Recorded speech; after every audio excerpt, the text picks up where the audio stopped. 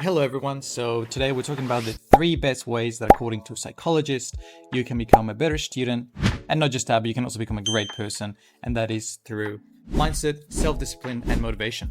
Let's get started. So beginning with mindset.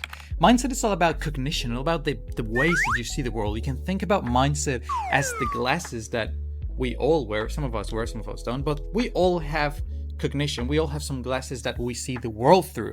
Whether you are aware of them or you're not aware of them, that's really up to you, but we all have them through a lot of reasons. We have them because of culture, the way we were raised, the people we hang out with, the things we did in our childhood, the things we do right now, the experiences that shape us, and over time they make us and they shape our glasses. And according to a doctor, let me just find her name, Stanford University psychologist, Carol Dweck, sorry if I mispronounced her name, she distinguishes between 2 types of people: those who have a growth mindset and those who have a fixed mindset.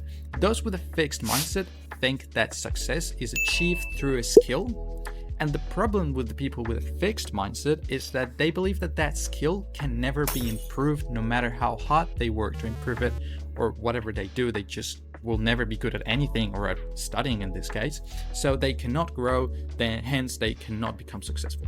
On the other hand, she distinguishes those with a growth mindset, who are the ones that think, they see the world and they're like, I can get successful if I'm really good at something, and I can get good at something if I put the effort, the time and the work in. And those will obviously, according to her, tend to be successful at whatever it is they do, in this case studying. Let's talk about self-discipline. You probably have heard a lot about it, looking at business YouTube videos, self-discipline and consistency and self-regulation. According to researchers at the University of Pennsylvania, self-regulation and consistency is a factor that's twice as likely to predict success in school compared to those who just have intelligence. So what that means pretty much is, if you're a person that's very intelligent and you're compared to a person that's not as intelligent, but it's really disciplined and really puts the consistent and time in, your chances are you're going to be more successful if you put the effort and the work in and you become really disciplined and consistency, even though you might not be as smart and intelligent and as skillful as your peers. So that goes to show is that you can put in the effort, like they say, and you will eventually get better at something. Talking about this self-discipline topic, there is another study very popular amongst parents and about teachers, and it's called the Marshmallow Study, done by Dr. Walter Welch. Anyway, the famous Marshmallow Study, pretty much at the end of the study, he distinguished between 2 types of people. So those with a hot mindset and those with a cold mindset, or personalities. Those with a hot mindset tend to get really distracted when any sort of distraction or impulses come along. They just give in and they just get lost in it, and they'd absolutely lose track of whatever it is that they were doing. On the other hand, those with a very cold mindset, they tend to focus really good on a task.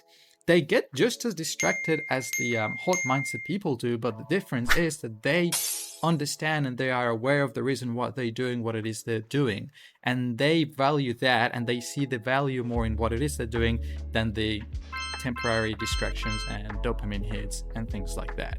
Where do you need to think about whether you're a cold mindset or a hot-minded person? There's a lot of ways that you potentially in your studies can work around switching from one to another. So having distractions and things like this away and aside from you, so you don't get really distracted. And surely maybe things with your friends, talking, and I don't know, whatever it is that distracts you at school or in your studies, you can definitely put it aside for a second, and slowly, as we talked, be consistent and persistent, and you'll eventually get better at that, which then you will become great at your study. This brings us to the last point, and that is motivation. In social psychology and psychology, there's a little area called motivational psychology, and motivational psychologists distinguish between 2 types of motivation. So there's extrinsic motivation, and then you have intrinsic motivation. So extrinsic motivation means the reasons, the motives that motivate you, ironically speaking, are from the outside. So things like money, things like how others see you, things like validation, things like self-image, those things, or notes or grades or your parents or your family, those come from the outside. Whereas the motivations that are intrinsic, they come from the inside. Those are probably things that you really have thought about and maybe written down, and you're like, this is what I want to do, this is why I want to do that. And it comes from like a really nice deep place within you that's like, determined by your values and the type of person you are, the type of person you want to become.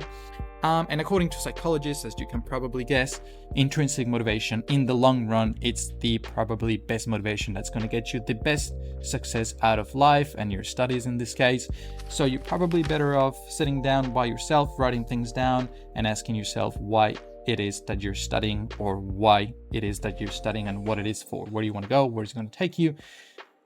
If you're struggling to find an answer for that, you probably might need to step back a little bit further and reconsider why you want to study it, what it is that you will want to study instead. Yeah, pretty much. They do say that extrinsic motivation tends to be very good at the beginning, and it can really help you to start off, but it's not great in the long run, because what you want, as we've spoken before, is that self-determination, that consistency to be there. So you can see how these three things tie in together really nicely. Mindset, self-discipline, and motivation, they tie in really nicely, the three of them together, to apply to your studies. But you can also see how this can apply into your other areas of your life, like business life, entrepreneurship, friends, family, social life. So yeah, have a think about it, have a sit about what your mindset is at the moment, how you see school, what do you think about school when someone's mentioned that, or study, what do you think about study when that word comes to your head, what are your first thoughts on it. You can also think about how your self-discipline is. What are your routines that you have right now that are going to help you to get the grades or the goals that you want in your studies?